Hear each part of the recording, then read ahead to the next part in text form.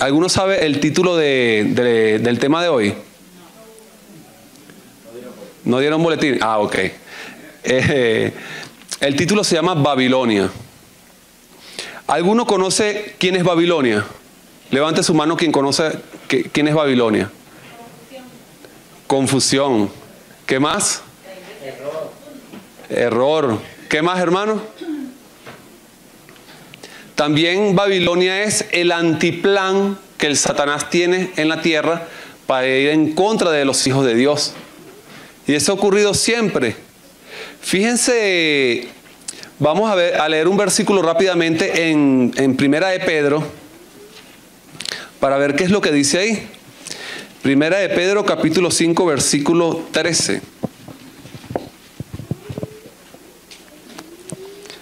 Primera de Pedro, capítulo 5, versículo 13. Dice así el apóstol Pedro: la iglesia que está en Babilonia, elegida juntamente con vosotros, y Marco, mi hijo, os saludan. ¿Qué dice el apóstol Pedro? ¿La iglesia que está dónde? En Babilonia. ¿Será que en ese tiempo existía Babilonia?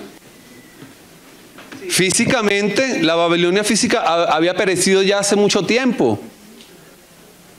Ellos estaban ya bajo el dominio del Imperio Romano.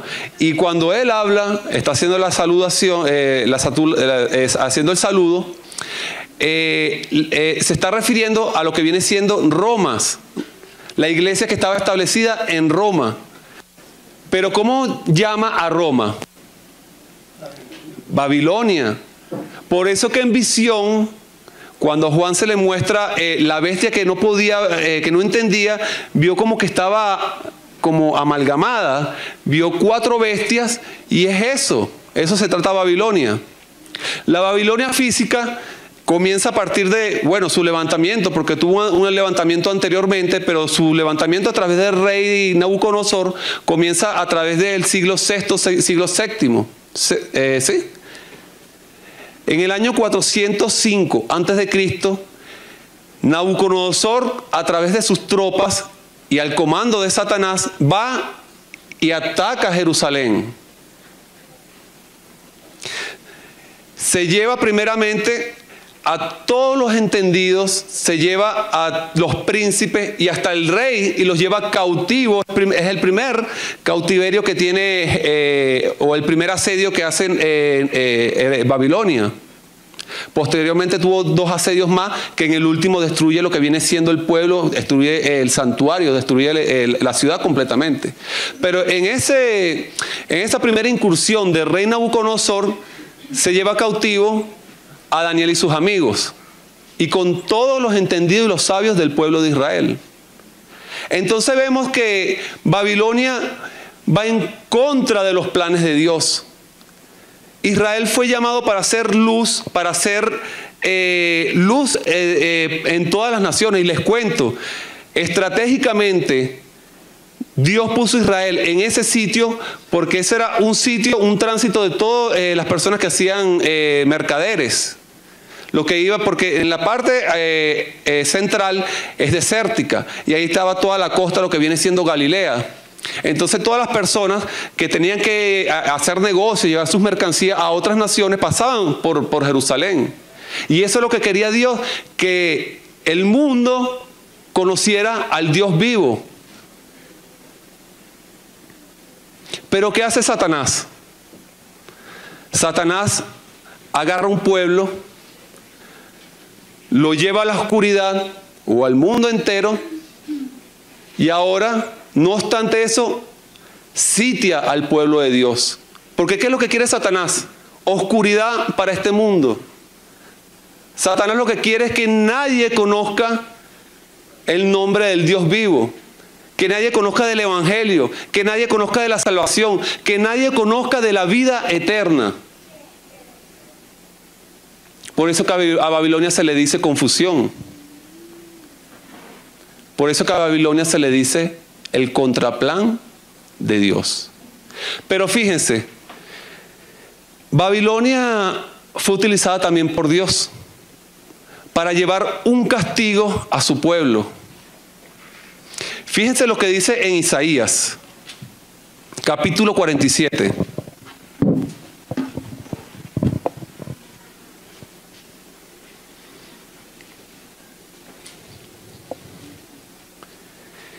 Isaías capítulo 47, versículo 6.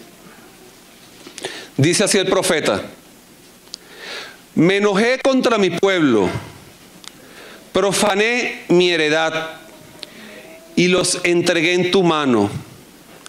No le tuviste compasión, sobre el anciano agravaste mucho tu yugo.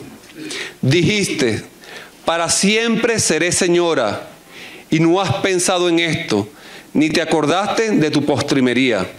Oye pues ahora esto, mujer voluptuosa, tú que estás sentada confiadamente, tú que dices en tu corazón: yo soy, y fuera de mí no hay más. No quedaré viuda, ni conoceré orfandad. Entonces podemos ver en estos versículos que Dios utiliza a Babilonia para darle un castigo a Israel. Israel había salido de Egipto, Dios lo había sacado de Egipto para que llevara esa luz a otras naciones. Pero Israel se corrompió adorando a otros dioses. Israel se fue en contra del plan trazado de que Dios le había dado a ese pueblo, dañando así toda una nación. Fíjense lo que dice más adelante, versículo 12. Estate ahora en tus encantamientos y en la multitud de tus hechizos, en los cuales te fatigaste desde tu juventud. Quizás podrás mejorarte, quizás te fortalecerás. Te has fatigado en tus muchos consejos. Comparezcan ahora y te defiendan los contempladores de los cielos, los que observaban las estrellas, los que cuentan los meses, para pronosticar lo que vendrá sobre ti. He aquí serán como tamo, fuego los quemará. No salvarán sus vidas del poder de las llamas. No quedará brasa para calentarse, ni lumbre a la cual se siente. ¿Cuáles eran las prácticas de Babilonia? ¿Qué dice el profeta? Tenía encantamientos, tenía hechizos, astrología. Y todo eso era penado por Dios. Un pueblo corrompido, un pueblo pagano, un pueblo idólatra, y se atrevió a ir en contra del pueblo de Dios y lo dominó y lo humilló, porque lamentablemente Israel cayó en lo mismo.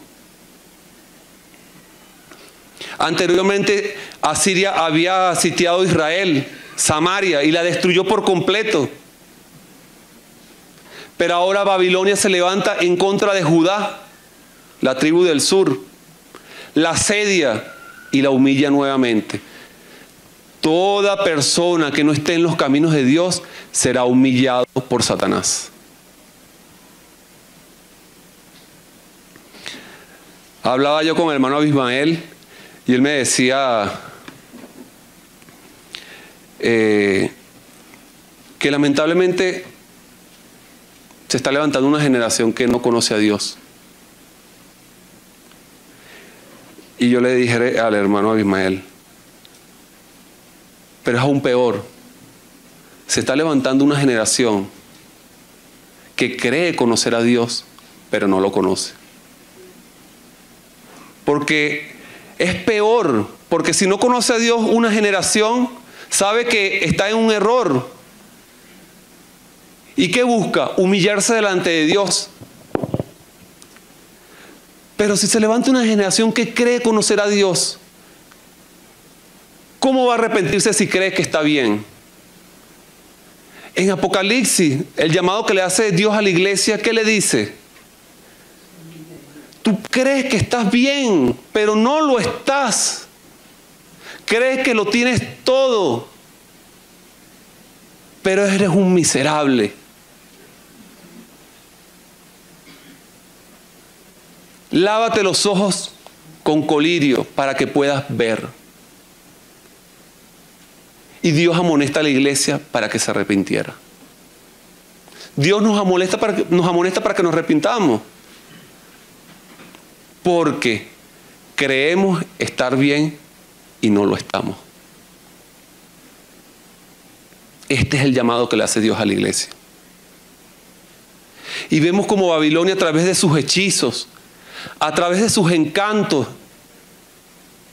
ha confundido al pueblo de Dios hoy en día. Porque Babilonia, a través del tiempo, existe como ¿qué? Como principio.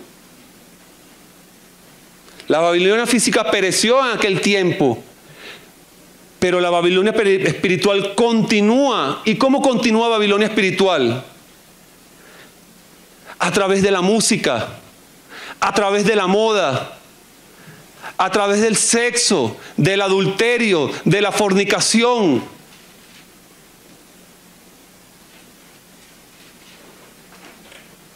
Vemos hoy en día cómo nuestros jóvenes se nos van como arena entre los dedos.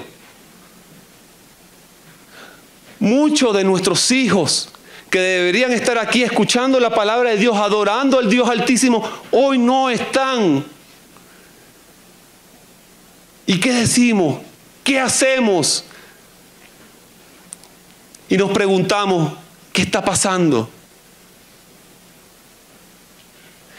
Hermano, y todo comienza a través del hogar. ¿Qué veían nuestros hijos en nuestra casa?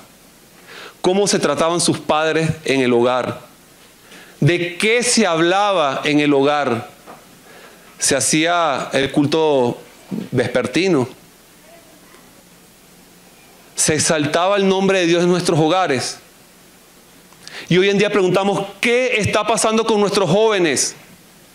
Pero debemos decir, ¿qué está pasando en nuestros hogares? La semana antepasada estaba escuchando una predicación de un pastor y hablaba sobre Babilonia. Le digo, hermano, yo no terminé de escuchar esa predicación. Yo salí espantado. Salí espantado y llamé a mi esposa y le dije, Alyeli, ¿dónde está la lección de cuna del bebé? Está por allá. Búscala, amor, busca la lección de cuna. Vamos a hablarle del bebé del Dios Altísimo, porque Babilonia se quiere meter en mi hogar. Hoy vemos nuestros hijos que escuchan cualquier tipo de música, se visten como la gente del mundo, hablan las cosas que habla la gente del mundo.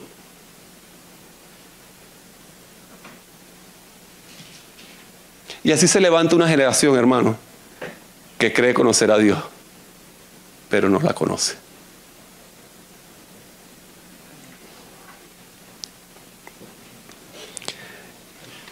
En Daniel capítulo 2,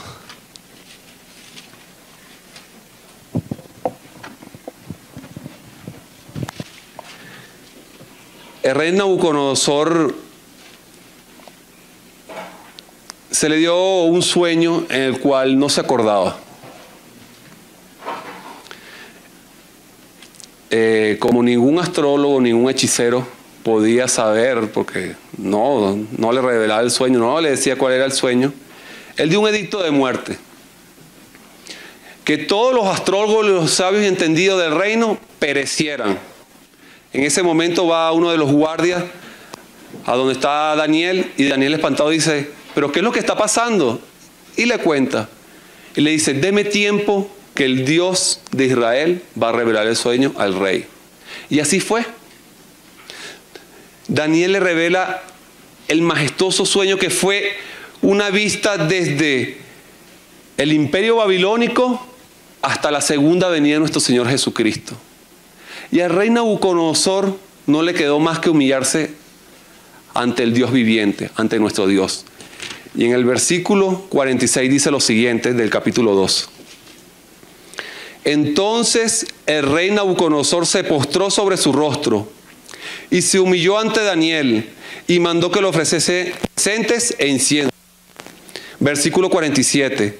El rey habló a Daniel y dijo, ciertamente el Dios vuestro es Dios de dioses y Señor de los reyes, el que revela los misterios, pues pudiste revelar este misterio.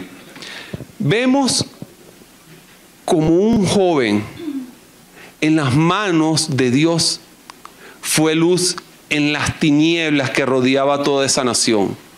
Que hasta el mismísimo rey pagano tuvo que aceptar que el Dios Altísimo es el Rey de reyes y Señor de señores.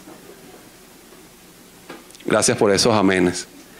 El Dios nuestro es Rey de reyes y Señor de señores. Amén. Alabado sea nuestro Señor Jesucristo.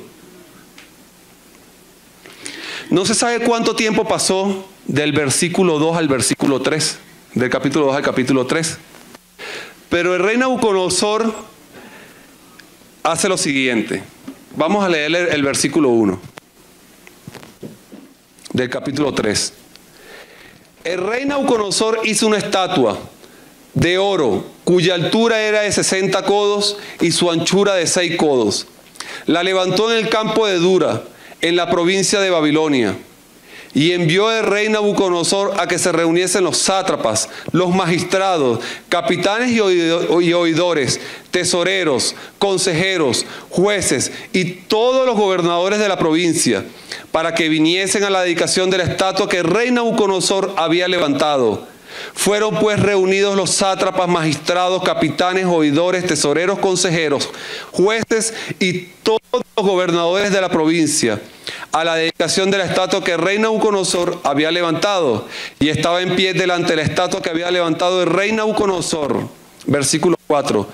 Y pregonando, anunciaba en alta voz: mandase a vosotros, oh pueblos, naciones y lenguas, que al oír el son de la bocina, de la flauta, del tamboril, del arpa, del salterio, de la zampolla y de todo instrumento de música, os postréis y adoréis la estatua que el rey Nabucodonosor había levantado.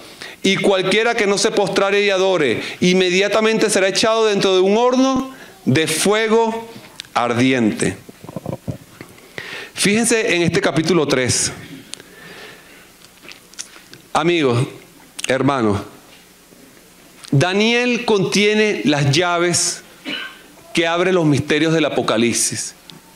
Muchos teólogos y estudiosos, ellos hablan de que el capítulo de capítulo 1 al capítulo 6 de Daniel es histórico, y del capítulo 7 en adelante es profético. Pero hermano, todo el capítulo, todo el libro de Daniel contiene profecías. Todo lo que pasó en Babilonia pasará en un futuro. ¿Por qué? Porque Babilonia se mantiene, ¿qué? En el tiempo.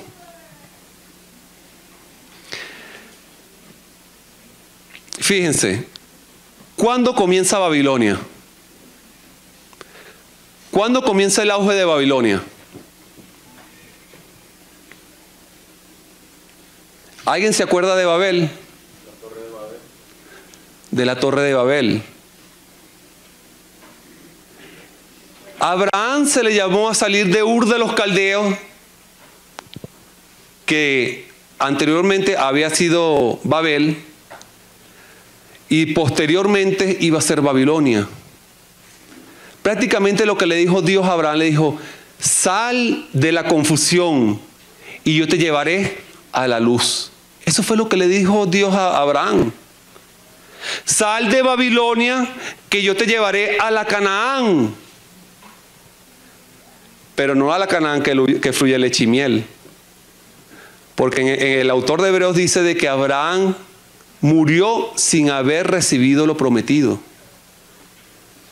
Abraham está esperando llegar a la Canaán celestial. Pero eso es lo que le dice Dios a Abraham. Y ese es el llamado que le hace Dios a su pueblo: salid de ella, pueblo mío, para que no seas partícipe de sus pecados, ni recebáis partes de sus plagas. Y Babilonia trata de confundir. Babilonia trata de aniquilar la iglesia. Es su trabajo. Para eso fue establecida, para eso fue llamada, para eso fue instituida por Satanás. Pero vamos rápidamente a Génesis. Génesis capítulo 11.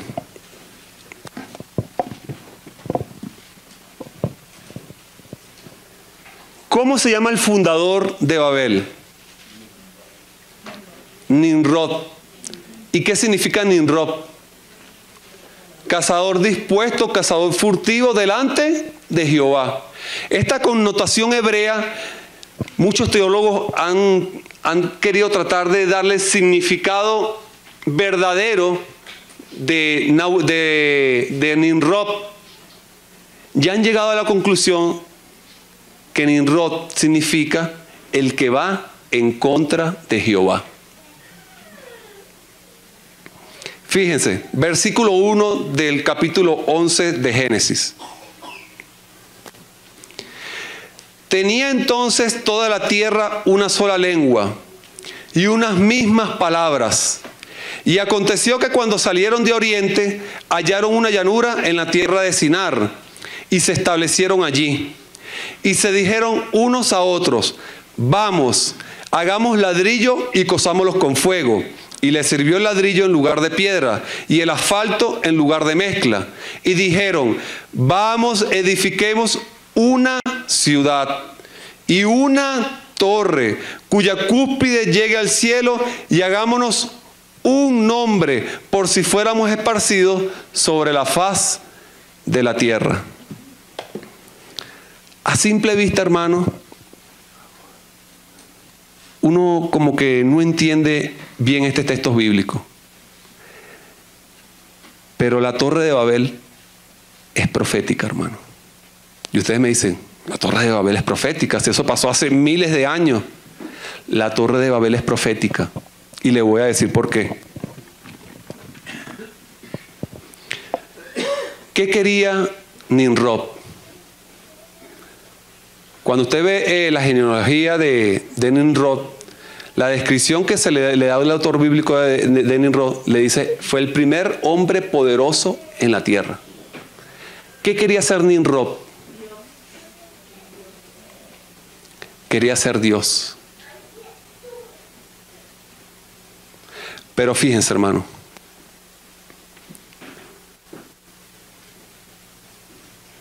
ese pueblo, en vez de arrepentirse de sus pecados, lo que buscó Babel fue crear una torre por si, dice la hermana White, llegara nuevamente el diluvio, ellos podían ir en contra de Dios.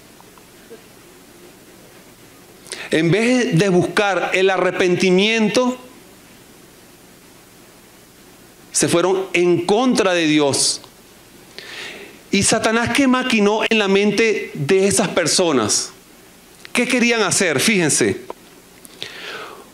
Una sola lengua. Versículo 4.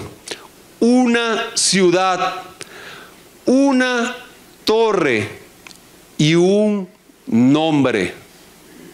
¿Y usted sabe qué es esto, hermano? ¿Qué es?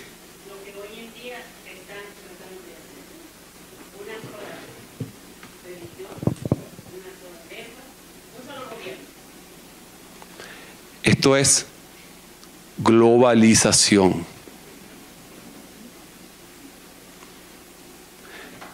Satanás siempre ha querido tener el poder absoluto y lo ha intentado. Lo intentó con Nimrod, lo intentó con Babilonia, lo intentó con los medos persas, lo intentó con Grecia, lo intentó con Roma, lo intentó con Napoleón, lo intentó con Hitler. Satanás quiere una sola ciudad. Satanás quiere una torre. Satanás quiere una lengua. Satanás quiere un poder judicial que juzgue todas las naciones. A eso estamos llegando. Satanás quiere una moneda. Satanás quiere una religión. Y Satanás quiere un día de adoración. Aquí le presentó Babilonia, hermano. Y Babilonia no está hoy en día en el mundo.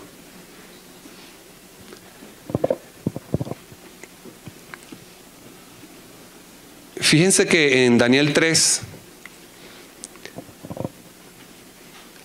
al viejito, al rey, se le ocurre hacer una torre, una estatua. Y él lo pudo muy bien haber hecho. Pero el problema radica es que quería influir en las mentes de las personas. Unió el poder civil con el poder religioso y quiso que todos adoraran como él adora. Eso se llama sincretismo religioso, porque Nabucodonosor conocía al Dios de Israel, pero adoraba a otros dioses. Y cuando yo le digo que esta historia se va a volver a repetir, hermanos, vengan conmigo a Apocalipsis capítulo 13.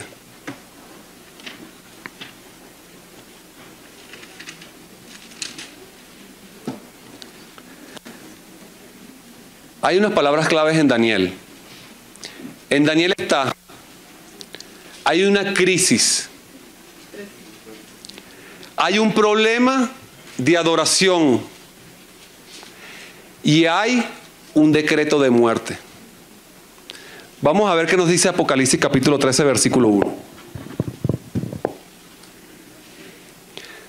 Dice así, versículo 1. Me paré sobre la arena del mar y vi subir del mar una bestia que tenía 7 cabezas y 10 cuernos, y en sus cuernos 10 diademas, y sobre sus cabezas un nombre blasfemo. Vean la característica de esta bestia. Y la bestia que vi era semejante a un leopardo, y sus pies como de oso, y su boca como boca de león. Y el dragón le dio su poder y su trono y grande autoridad. Es decir, Babilonia, hermano. La Babilonia espiritual. Vi una de sus cabezas como herida de muerte, pero su herida mortal fue sanada, y se maravilló toda la tierra en pos de la bestia. Y adoraron al dragón que había dado autoridad a la bestia, y adoraron a la bestia diciendo: ¿quién como la bestia? ¿Y quién podrá luchar contra ella? También se le dio boca que hablase grandes cosas y blasfemia. Le cuento que blasfemia para un judío es algo que quiere ser igual a Dios. Y se le dio autoridad para actuar 42 meses, y abrió su boca en blasfemia contra Dios, para blasfemar de su nombre, de su tabernáculo y de los que moran en el cielo. Y se le permitió hacer guerra contra los santos y vencerlos. También se le dio autoridad sobre toda tribu, pueblo, lengua y nación. Y la adoraron todos los moradores de la tierra cuyos nombres no estaban inscritos en el libro de la vida del Cordero, que fue inmolado desde el principio del mundo. Versículo 11. Después vi otra bestia que subía de la tierra y tenía 2 cuernos semejantes a los de un cordero, pero que hablaba como un dragón, y ejerce toda autoridad en la primera bestia en presencia de ella, y hace que la tierra y los moradores de ella adoren a la primera bestia, cuya herida mortal fue sanada. También hace grandes señales de tal manera que aún hace descender fuego del cielo de la tierra delante de los hombres. Versículo 14. Y engaña a los moradores de la tierra con las señales que se le ha permitido hacer en presencia de la bestia, mandando a los moradores de la tierra que hagan ¿qué? Una imagen a la bestia que tiene herida de espada y vivió, y se le permitió infundir aliento o vida a la bestia para que la imagen hablase e hiciese ¿qué? Matar a todo el que no la adorase. Y hacía que todos, pequeños, grandes, ricos y pobres, libres y esclavos, se les pusiese una marca en la mano derecha o en la frente, y que ninguno pudiese comprar ni vender, sino que el que tuviese la marca o el número de la bestia o el número de su nombre. Aquí hay entendimiento y sabiduría. Cuenta el número de la bestia porque es número de hombre, y su número es 666. En Daniel 3, ¿qué había? Una crisis religiosa. Había que también, que le dije ahorita, un problema de adoración. ¿Y qué está pasando en Apocalipsis 13? Hay una crisis. Hay una crisis. Y también hay un problema de adoración. Porque el que no adore lo que el rey Nabucodonosor quería que adoraran, el que no adore como la bestia quería que adoraran, ¿qué iba a pasar? Nabucodonosor lo iba a lanzar ¿a dónde? A un horno ardiente. ¿Y qué quería hacer la imagen de la bestia? matar a todos el que no lo adorasen. Ahora ve cómo Daniel tiene las llaves para abrir los misterios de Apocalipsis. Y a eso estamos llegando hoy en día, hermano. Satanás tiene muchas artimañas, pero siempre es la misma. Lo que ha querido hacer antes, lo quiere hacer ahora. Se puede decir lamentablemente, pero yo digo alabado sea nuestro Señor Jesucristo, porque cuando acontezca todas estas cosas, porque el tiempo ya está cerca. Pero es lamentable porque el pueblo de Dios cree conocer a Dios, pero no lo conoce. Porque si no, las 10 vírgenes no estuvieran dormidas. Todos venimos en sábado a adorar a Dios. Físicamente. Pero nuestros pensamientos, ¿dónde están hoy en día, hermano?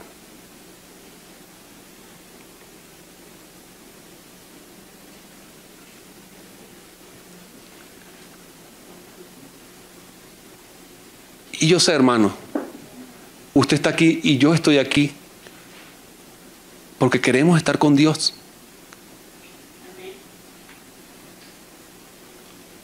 ¿O no, hermanos en Cristo? Yo quiero conocer a Dios. Yo quiero conocer a Cristo. Yo quiero estar con mi esposa. Quiero estar con mi hijo. Quiero estar con mi suegra, con mi papá, mi mamá. En el árbol de la vida, junto al mar de cristal. Si yo no quisiera eso, yo no estuviera aquí, hermano. Estuviera disfrutando los deleites de este mundo. Pero yo sé, hermano, que esta iglesia quiere conocer a Cristo. Humillémonos, hermano. Pidamos perdón a quienes le tengamos que pedir perdón. Seamos luz en nuestros trabajos, con nuestros vecinos, con nuestras familias. Dejemos el yo a un lado, hermanos. Y no estemos pendientes tanto en las cosas de este mundo, que nos arropan, que nos dañan. Porque, hermanos, Babilonia quiere entrar en tu hogar. Babilonia quiere entrar en mi hogar y quiere destruir a nuestras familias porque sabe que así destruiría la iglesia. Anteriormente la iglesia era perseguida. Mataban a uno y se levantaban 10. Hoy en día la iglesia goza de una libertad religiosa donde puede predicar el evangelio a donde quiera. Pero esto nos ha traído desánimo. Nos ha traído apatía. Porque creemos que de sábado en sábado somos el pueblo de Dios.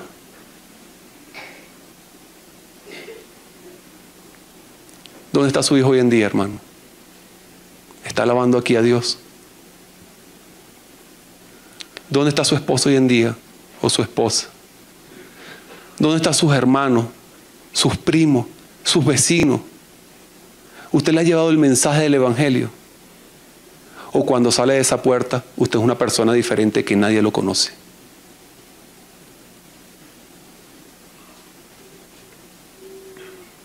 Satanás hoy en día, hermano, está trabajando y tiene las fichas colocadas en su lugar. Se está llevando conversaciones religiosas donde se busca la unidad de las religiones. Y no que todos vamos a cantar el mismo himnario y todos vamos a venir a... Lo que busca Satanás es punto de contacto y de encuentro.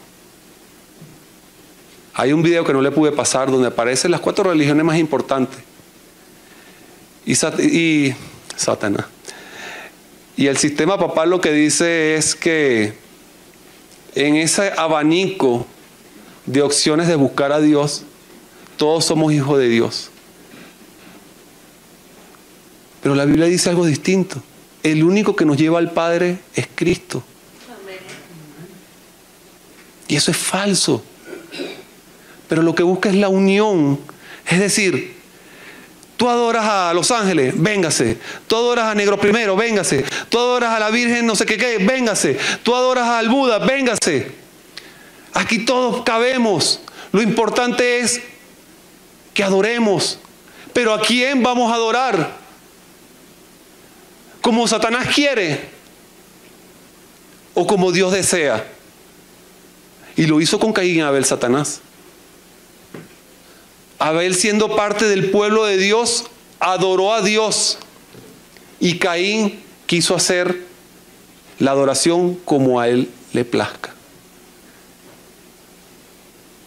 Una sola religión, un solo tribunal que juzgue a las naciones del mundo tomándose la atribución. El único que puede juzgar a las naciones es Dios. Una sola moneda, una sola lengua, una sola religión y un solo día de adoración. Satanás dirá cómo, cuándo se debe adorar a Dios. Este mismo pastor donde yo estaba escuchando esa predicación, a él lo invitaron una vez a... Era un brazo de las Naciones Unidas, la UNESCO, se llamaba URI, creo. Unión Religiosa, se me olvidó el nombre, pero era de la Unión Religiosa, algo de la UNESCO. La UNESCO es el brazo cultural de las Naciones Unidas. Entre ellos, el que estaba incentivando esta reunión era un cura anglicano. Como saben, los anglicanos son como la parte de catolicismo, pero sin papa. Y este pastor fue un pastor adventista. Iba a ir al presidente de la asociación, pero él no pudo. Pero le dijeron, yo no puedo, Marrero, ve tú. Y fue este pastor para allá. Él dice que cuando fue para allá habían adoradores de Los Ángeles, del Dalai Lama, musulmanes, habían pentecostales, una multitud de religiones. Y cuando terminó la conferencia, se le acercó, se me olvidó cómo se llamaba este cura anglicano, pero lo llamó y le dijo, ¿usted de dónde es? Nunca lo había visto antes. No, yo soy de la iglesia adventista. Y él se le acerca y le dice, no sabes cuán importante es que tú estés aquí con nosotros. Al siguiente año iba a haber el segundo congreso aquí en Estados Unidos, iba a ser, eso fue en Venezuela, pero el segundo congreso iba a ser aquí en la ciudad de San Francisco. Y a él lo llama nuevamente para que asistiera a esa, y estoy hablando del año 98, cuando comenzaron estas reuniones. Hoy en día lo que se muestra en internet lo que da es miedo. Y lo invita nuevamente y habla el presidente de la conferencia y le dice, Marrero, no es bueno que vayas porque es peligroso. Es peligroso, no es sano. No, mejor que no vayas. A todas estas, él llama a este cura anglicano y le dice que no podía ir por diferentes cosas. Le dijo que no tenía dinero. Dile que no tiene dinero, le dice el presidente de la asociación. Le dijo eso. Ese cura llamó a la asociación en Venezuela, no a la adventista, sino a la que estaba haciendo la reunión aquí en Venezuela, y le dijo, Marrero tiene que ir. Es vital que ese hombre esté en San Francisco y me le pagan estadía y pasaje. A los 6 que habían invitado en Venezuela, ninguno le pagaron eso. Al único que le iban a pagar era a ese pastor adventista. Y él no fue. Él dice que él no le siguió a eso que había pasado, pero el enemigo quiere eso, quiere la unión de las religiones. Hace poco, en el 2015, salió el año de la misericordia. Salió el Papa hablando de que todos somos hijos de Dios. Aparecían los judíos, los cristianos, los musulmanes, los budistas. Y una cosa importante que vi en un video cuando yo estaba en el Muro de los Lamentos, el Papa se acerca a todos ellos, los abraza y le dice, lo logramos, hemos unido las religiones. La venida de Cristo es inminente, hermano. La venida de Cristo es inminente. Pero antes de que todo esto esté en nuestras mentes, tenemos que pedirle a Cristo que salve nuestro hogar y nuestras vidas, que salve esta iglesia, porque sin Cristo no somos nada. No se ha cerrado todavía la puerta de gracia. y aún hay esperanza. Aún tu familia, tu hijo puede estar sentado aquí adorando a Dios. Feliz sábado, hermano, y Dios le bendiga.